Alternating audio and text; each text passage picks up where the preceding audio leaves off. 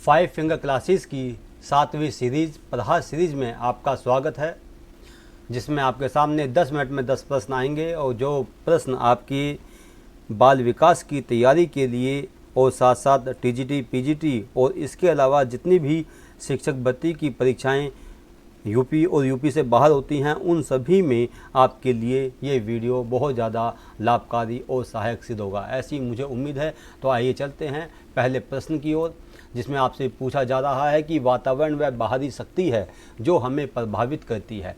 तो टर्मिनोलॉजी देखिए यहाँ पे कि एक बाहरी शक्ति की बात की गई है जो वातावरण में मौजूद होती है और जो हर व्यक्ति यानी कि हमें प्रभावित करती है। ये परिभाषा या कथन जो है किसके द्वारा दिया गया है?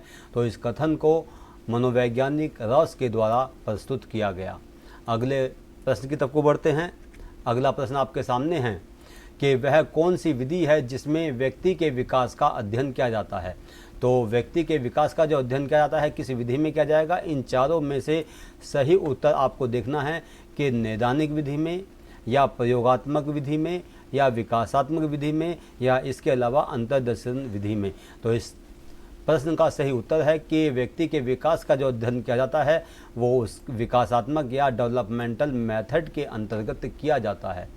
अगले प्रश्न की तरफ को बढ़ते हैं। तीसरा प्रश्न आपके सामने है कि पतंजलि या महर्षि पतंजलि ने किस दर्शन का प्रतिपादन किया था? तो बहुत ही कॉमन क्वेश्चन है कि महर्षि पतंजलि ने किस दर्शन का प्रतिपादन किया। तो यहाँ पर 4 विकल्प आपके सामने लिखे हुए हैं और चारों विकल्पों पर हम लोग दृष्टि डाल लेते हैं, जिससे आपके सभी ये अच्छी तरह से याद भी हो जाएं कि सांख्य दर्शन का जो प्रतिपादन किया गया था वो किया गया था महर्षि कपिल के द्वारा। न्याय दर्शन का जो प्रतिपादन किया गया वो महर्षि गौतम के द्वारा किया गया। योग दर्शन का जो प्रतिपादन किया गया वो महर्षि पतंजलि के द्वारा किया गया। तो इस प्रश्न का जो सही उत्तर है वह योग दर्शन है। इसके अलावा चार्वाक दर्शन का जो प्रतिपादन किया गया था वो महर्षि बृहस्पति के द्वारा किया गया था। ये आपको अच्छी तरह से याद होने चाहिए और बार बार आपके सामने इस प्रकार के जो प्रश्न लाए जा रहे हैं उसका उद्देश्य यही है कि आप जो है इनको अच्छी तरह से याद कर लें। आगे अगले प्रश्न की तरफ को बढ़ते हैं। अगला प्रश्न आपके सामने है कि अधिगम का चिन्ह सिद्धांत साइन थ्योरी किसने दिया था?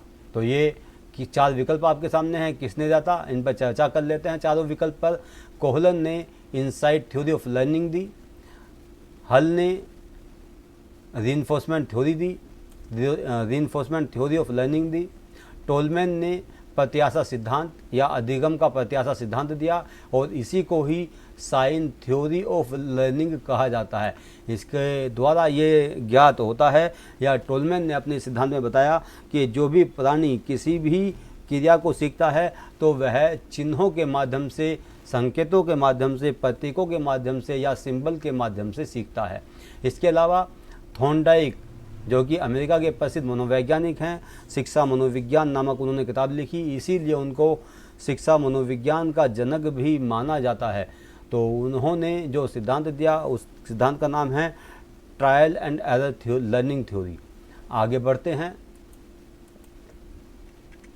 5वां प्रश्न आपके सामने है कि अधिगम का पठार कब बनता है? यानी कि अधिगम का जो पठार होता है वो कब बनता है?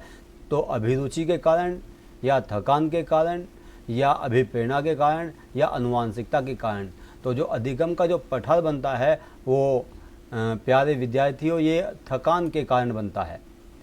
इसका ध्यान रखिएगा आप। अब कई बार विद्यार्थी अभिप्रेरणा पर इंसान लगा देते हैं जो कि गलत है। ये अधिगम का जो पठार बनता है वो थकान के कारण बनता है, यानी कि जैसे जैसे व्यक्ति सीखता जाता है, यानी कि लगातार काम में लगा हुआ है, सीखता है, तो सीखते सीखते एक स्थिति ऐसी आती है जब बालक जो है वो थकान का अनुभव करने लगता है। आगे बढ़ते हैं अगले प्रश्न की तरफ। मस्तिष्क उद्दीलन जिसको कि ब्रेन स्टोर्मिंग मेथड कहा जाता है, इसका प्रतिपादन किसने किया? तो 4 विकल्प आपके सामने हैं, थोड़ा जान लेते हैं इनके बारे में। हेविंग हजर्ट ने डेवलपमेंटल टास्क बताए बालकों को सीखने के लिए कि कितनी अवधि में कौन कौन से काम सीखे जाएंगे, उनको डेवलपमेंटल टास्क के नाम से हेविंग हजर्ट ने प्रस्तुत किया। आसबर्न ऑसबर्न ने मस्तिष्क उद्दीलन का सिद्धांत दिया। इस प्रश्न का जो सही उत्तर है वो ऑसबर्न है। क्राउडर हैं उन्होंने शाखीय अभिकर्मित अनुदेशन का प्रतिपादन किया। और टॉलरेंस का संबंध जो है वो क्रिएटिविटी से है। इन्होंने एक टेस्ट बनाया क्रिएटिविटी टेस्ट, ठीक है, तो उसका आप लोग ध्यान रखेंगे। तो जो टॉलरेंस का जो संबंध है वो क्रिएटिविटी से है। आगे बढ़ते हैं।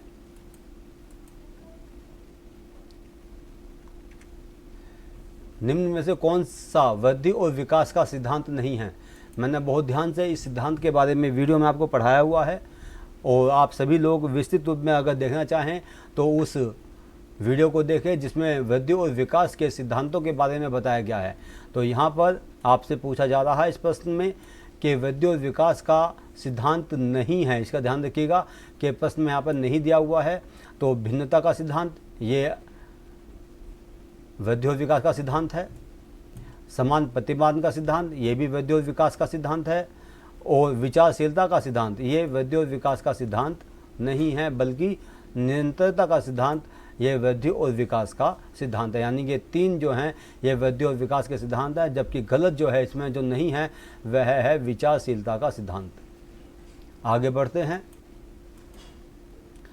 8वां प्रश्न आपके सामने है कि बाल्य अवस्था जीवन का सबसे कठिन काल है। बहुत ही महत्वपूर्ण प्रश्न, बहुत ही अच्छा प्रश्न आपके सामने है ये कि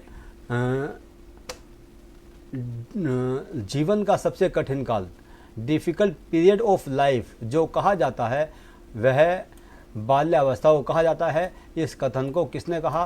फ्रोबेल ने, या पेस्टोलॉजी ने, कॉल एंड ब्रूस ने, या एडलर ने? तो यहाँ पर आपको ध्यान रखना है, बहुत ही इंपॉर्टेंट क्वेश्चन है ये कि इसको कॉल एंड ब्रूस के द्वारा प्रस्तुत किया गया कि जीवन का सबसे कठिन काल जो है वह है बाल्य अवस्था। कॉल एंड ब्रूस ने माना है। आगे बढ़ते हैं। आर्मस्ट्रांग विधि का प्रतिपादन किसने किया? ये भी बहुत महत्वपूर्ण है। जैसे मैंने पिछली कक्षा में आपको बताया था कि फ्रोबेल ने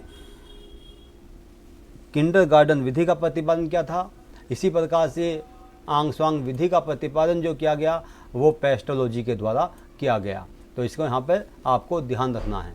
आगे बढ़ते हैं और लास्ट प्रश्न की तरफ को 10वां प्रश्न आपके सामने है, और 10 मिनट में 10 प्रश्न आपके सामने यहाँ पर प्रस्तुत किए जा रहे हैं, जिससे आप जो है अपनी परीक्षाओं की तैयारी बहुत ही अच्छे ढंग से कर सकें। यहाँ पर एक एक प्रश्न का एक विश्लेषणात्मक व्याख्या आपके सामने प्रस्तुत की जा रही है 5 फिंगर क्लासेस की ओर से।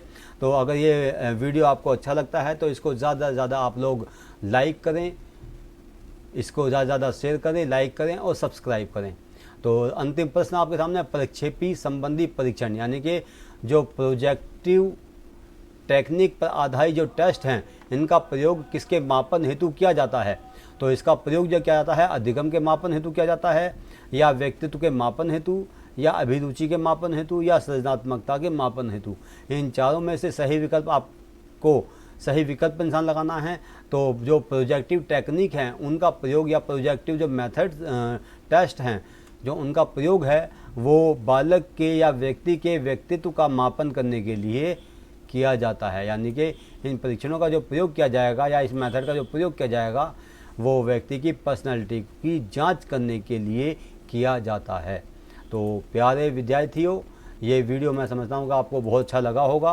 तो आप लोग सभी बहुत ध्यान से आगे भी जो वीडियो आपके सामने आ रहे हैं उनको देखते रहिएगा और ज़्यादा से ज़्यादा ज्ञान ग्रहण करने की कोशिश कीजिएगा, जिससे बाल विकास में आपको सफलता प्राप्त हो। इन्हीं शब्दों के साथ में जय हिंद, जय भारत।